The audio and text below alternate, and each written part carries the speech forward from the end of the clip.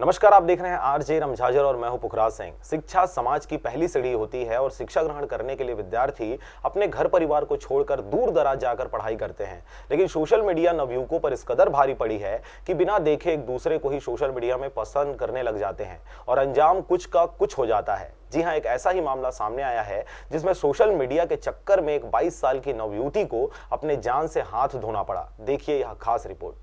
दरअसल पूरा मामला बिलासपुर कोनी का है, जहां एक युवक डब्बू तिवारी जो अपने घर से बाहर सरकंडा राजस्व कॉलोनी के निजी हॉस्टल में रहकर होम कार वॉश का काम करता था, बुधवार की शाम अपनी प्रेमिका को चाकू मारकर हत्या को अंजाम दिया। उसके बाद आरोपी डब्बू तिवारी फरार हो गया। सरकंडा पुलिस ने मौके पर पहुंचकर मौके का जायजा लेते हुए बंद कमरे में पुलिस को मृतक की लाश मिली और वहां पर कुछ शराब की बोतलें भी बरामद हुई। सरकंडा पुलिस के अनुसार मृतका बिल्हा के मूड़ी पार गल्ला व्यापारी नारद श्रीवास की बेटी है, जिसका नाम प्रियंका श्रीवास था, जो नवीन कन्या कॉलेज में बीए फाइनल ईयर की पढ़ाई कर रही थी। जानकारी के अनुसार मृतका प्रियंका श्रीवास का अफेयर कॉलोनी के कृष्णा तिवारी उर्फ डब्बू तिवारी के साथ चल रहा था। दोनों के बीच शादी को लेकर अक्सर विवाद हुआ करता था। बात घर वालों तक भी पहुंच चुकी थी, लेकिन घर वाले दूसरे कास्ट में शादी करने का इजाजत नहीं दे रहे थे, जिसके चलते दोनों में अक्सर विवाद हुआ करता था। जानकारी के अनुसार बुधवार की सुबह दोनों के बीच मुलाकात हुई और आरोपी डब्बू तिवारी ने प्रियंका श्रीवास को सरकंडा स्थित हॉस्टल ले गया। उन दोनों के बीच फिर से शादी को लेकर विवाद हुआ, जिस पर आरोपी अपना आपा खोते हुए चाकू मारकर प्रियंका श्रीवास की हत्या कर वहां से फरार हो गया।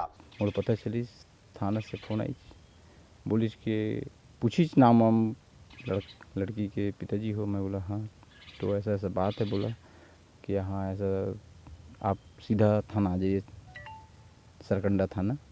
तो मैं गया, फिर उसके बाद फिर टीआई साहब वो बताइए कि ऐसा ऐसा घटना हो गया करके। आरोपी की तलाश सरकंडा पुलिस के द्वारा किया जा रहा था। तभी 23 अगस्त को सुबह सरगांव पुलिस को खबर मिली कि आरोपी सरगांव के बस स्टैंड के पास घूमता हुआ दिखाई दिया है, जिस पर सरगांव थाना प्रभारी मनीष नागर ने तत्काल पुलिस की टीम को आरोपी को गिरफ्तार करने के लिए सिविल ड्रेस में भेजा। आरोपी को पुलिस की भनक लगते ही सरगांव के गलियों में भागने लगा, लेकिन police team SI Sharma, Ram अवतार राठौर और भुलेश्वर जायसवाल के द्वारा आरोपी को गिरफ्त में ले लिया गया। आरोपी के पकड़े जाने की सूचना दिया गया, जिसके उपरांत सरकंडा पुलिस सरगांव थाना पहुंचकर आरोपी को अपने हिरासत में लेकर बिलासपुर के लिए रवाना हो गए। मैं थाना गया था, फिर मेरे को बताया ऐसा घटना हो गया है, मेरे बच्ची के साथ बहुत बुरा घटना हुआ है। मैं शासन प्रशासन से और मीडिया वाले से खासकर अनुरोध करता हूँ कि उसको कड़ी से कड़ी सजा मिले, दिलवाए। ये घटना की मतलब आपकी बच्ची कब से बिलासपुर में रह रही थी? ये 3-4 रोज हुआ। मैं संडे को उसको पहुँचाया था और ये तीसरा दिन ये घटना हो गया।